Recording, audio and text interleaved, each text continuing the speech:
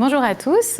Nous allons aborder les conseils à destination des hommes pour optimiser les chances de grossesse. Et donc, je vais vous présenter nos invités du jour.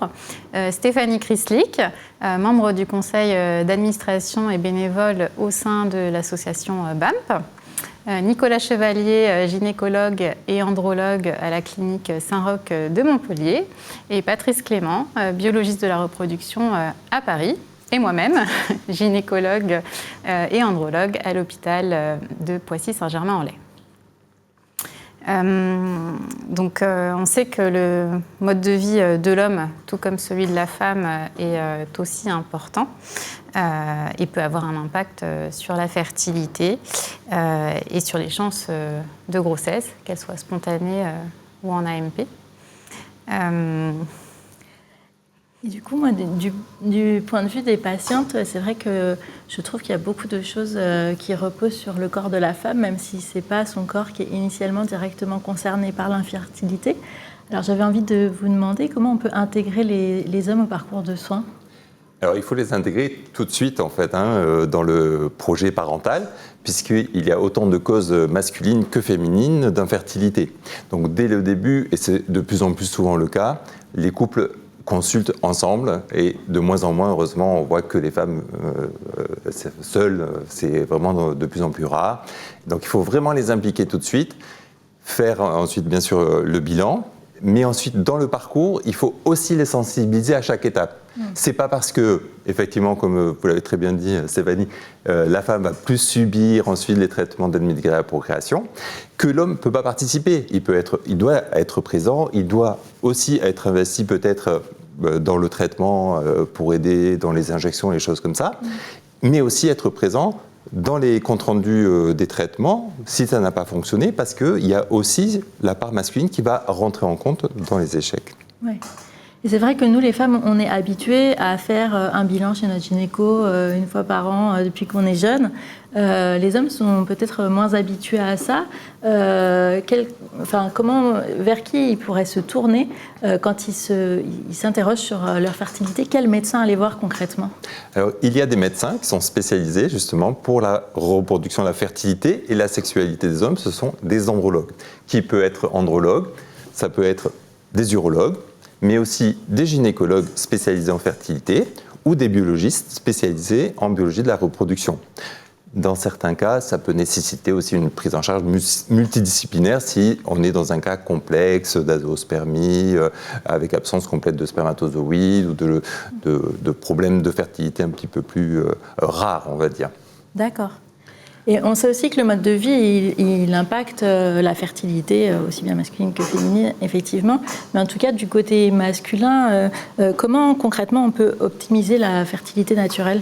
Alors c'est aussi important que chez la femme de pouvoir essayer d'améliorer effectivement la fertilité naturelle et pour l'aide médicale à la procréation. Parce que l'aide médicale à la procréation, ça ne va pas être forcément la solution au problème de fertilité masculine. Donc dans tous les cas, il va falloir insister. L'éviction des toxiques le plus possible. Donc, bien sûr, le tabac, mais aussi les autres drogues, cannabis, la cocaïne, c'est effectivement des choses qui sont assez courantes, malheureusement, actuellement dans notre société. C'est des choses qui ne sont pas forcément faciles, mais il faut pouvoir leur expliquer pourquoi, l'importance d'arrêter ces toxiques parce que ça a un réel impact sur leurs chances de réussite, les délais pour arriver à ce projet parental et aussi les conséquences que ça peut avoir sur le risque de grossesse arrêtée et de santé de l'enfant.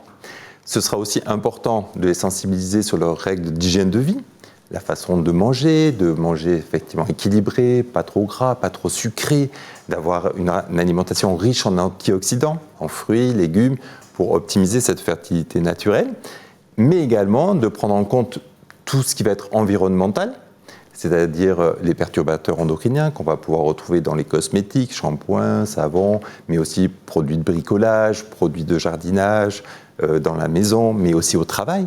L'environnement professionnel aussi aura toute son importance, et également l'exposition à la chaleur, qui est un facteur qui est assez délétère pour qualité du sperme, donc que ce soit effectivement bain chaud, hammam, sauna, ou que ce soit au niveau professionnel, les boulangers, chauffeurs, routiers, tout ça, et leur conseiller d'avoir une activité physique régulière, parce que la sédentarité n'est pas bonne. Il ne faut pas non plus d'excès sportif. Les sportifs de haut niveau, tels que les marathoniens, trailers, vont aussi avoir un effet délétère sur la fertilité par la production justement d'oxydants qui vont altérer la qualité du sperme. Donc c'est très important de pouvoir donner cette information le plus tôt possible, comme on le disait, et pour la fertilité naturelle et pour l'aide médicale à la procréation, et bien sûr de pouvoir les accompagner, parce qu'il faut arrêter de dire à un homme ou une femme, il faut perdre du poids, il faut arrêter de fumer, parce que, oui, c'est important, mais il faut pouvoir leur proposer aussi des solutions, les accompagner.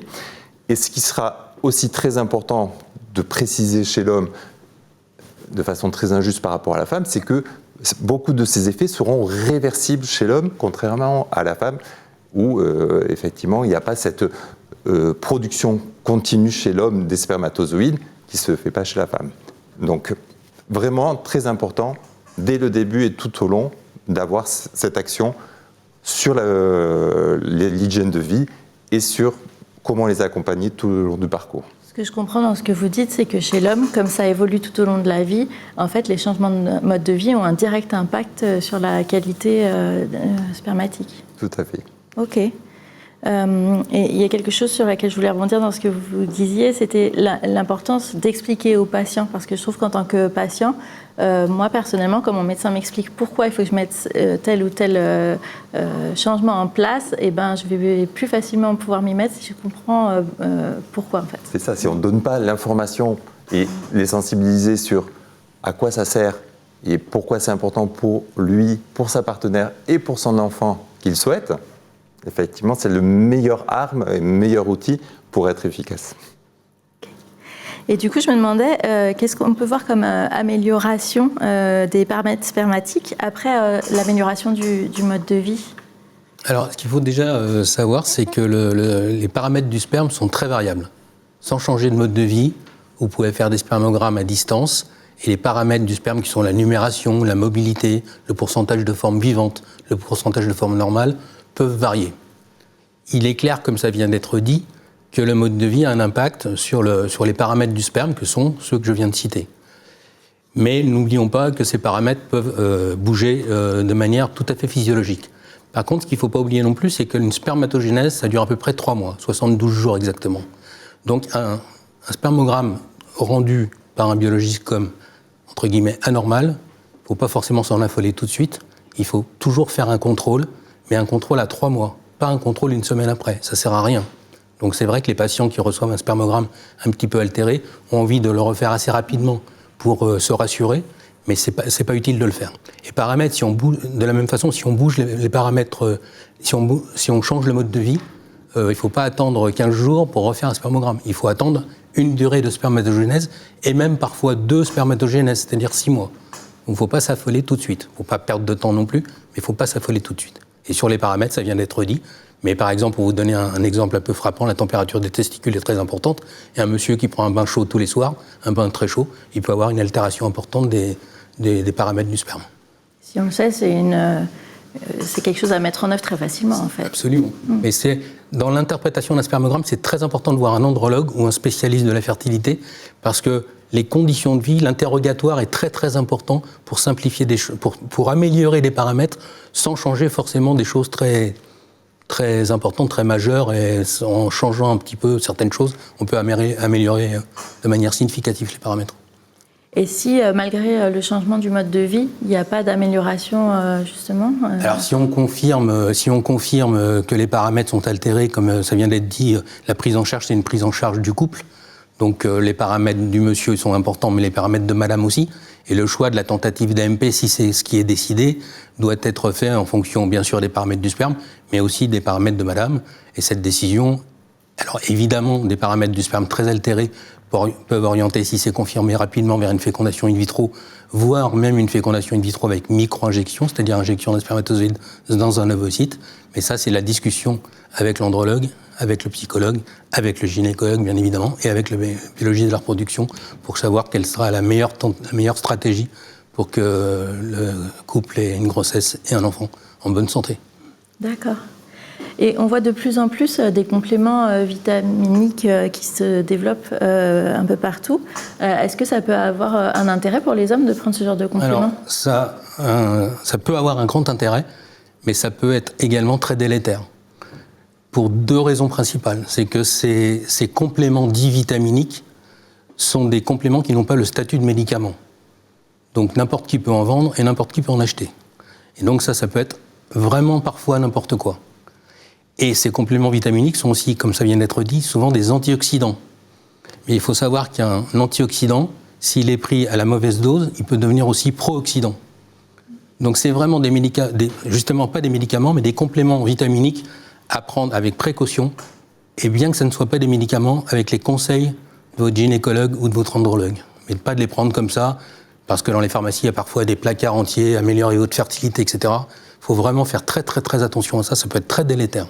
Je rajouterais aussi, Patrice, qu'il y a très peu d'intérêt aussi de prendre ces compléments alimentaires si, à côté de ça, on n'a pas une modification de la règle génodiététique, qu'on continue à fumer. Absolument. Ça n'a aucun sens. Absolument. C'est-à-dire la poudre qu'on va apporter par ces compléments par rapport à l'effet négatif du tabac ou autre toxique, c'est...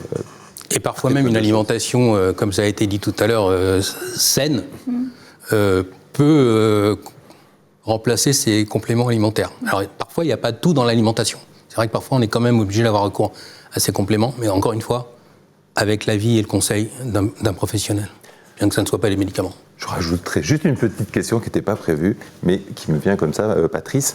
Dans ces problèmes de fertilité masculine, est-ce qu'au laboratoire, vous avez des moyens, des techniques, on en parle de plus en plus, spécifiques pour choisir le bon spermatozoïde pour faire la fécondation? Il y a notamment avec l'intelligence artificielle, on commence à avoir des techniques qui nous permettent de savoir quels sont en fécondation in vitro, quel serait le bon spermatozoïde à choisir.